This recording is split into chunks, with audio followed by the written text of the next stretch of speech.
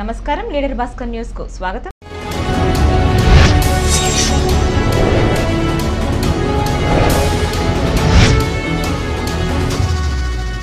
తెలుగుదేశం పరిపాలన చేసిన ప్రతిసారి మహిళా సాధికారత పెద్దపీట వేసిందని తణుకు మాజీ ఎమ్మెల్యే ఆర్మిల్లి రాధాకృష్ణ సతీమణి కృష్ణ తులసి గుర్తు చేశారు.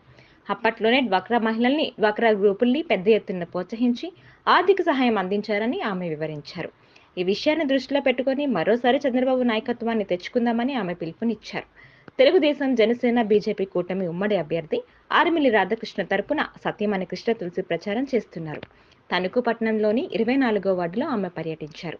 ఈ సందర్భంగా కృష్ణ తులసి మాట్లాడుతూ మహిళా లోకంలో టీడీపీ, జనసేన, బీజేపీ కూటమికి మంచి స్పందన కనిపిస్తోందని వివరించారు.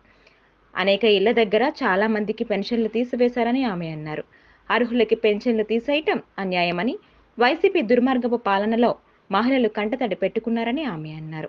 ఈ దుర్మార్గ పాలనలో మహిళలకు రక్షణ లేకుండా పోయిందని ఆమె చెప్పారు. చంద్రబాబు, పవన్ కళ్యాణ్ నాయకత్వం తెచ్చుకుందామని మహిళలంతా ముక్త కంఠంతో చెబుతున్నారని వివరించారు.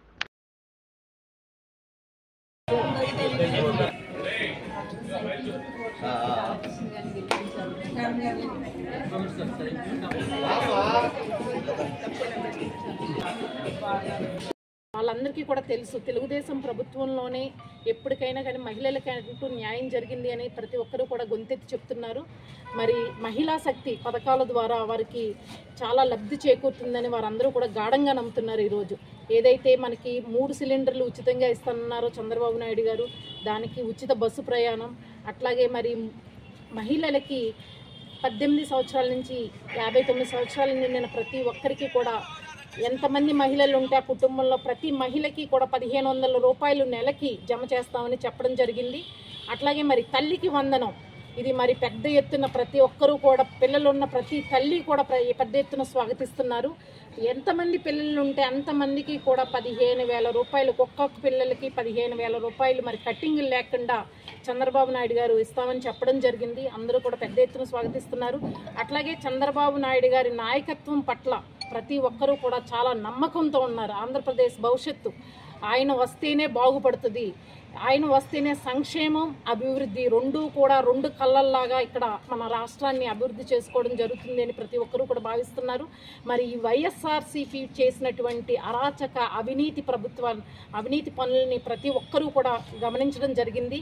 ప్రతి ఒక్కరూ కూడా చేదరించుకునేటువంటి పరిస్థితి వచ్చింది. మే 13వ తారీఖు ఎప్పుడు వస్తుందా అని ప్రతి ఒక్కరూ కూడా వెయిట్ చేస్తూ ఉన్నారు. ఎందుకంటే తమ ఓటుతోటి ఈ ప్రభుత్వానికి తగిన బుద్ధి చెప్పడానికి ప్రతి ఒక్కరూ కూడా రెడీగా ఉన్నారని నేను చెప్తున్నాను.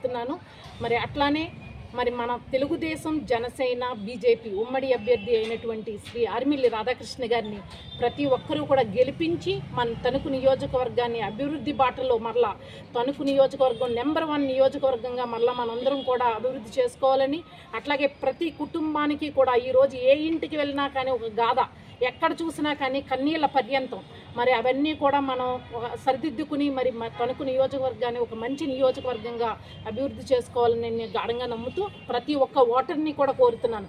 మరలా మీరందరూ కూడా సైకిల్ గుర్తుకు ఓటు వేసి ఆర్మిల్లి రాధాకృష్ణ గారిని, అట్లాగే కమలం గుర్తుకు ఓటు వేసి బీజేపీ అభ్యర్థి అయినటువంటి వర్మ గారిని కూడా గెలిపించాలని మనస్ఫూర్తిగా కోరుకుంటున్నాను.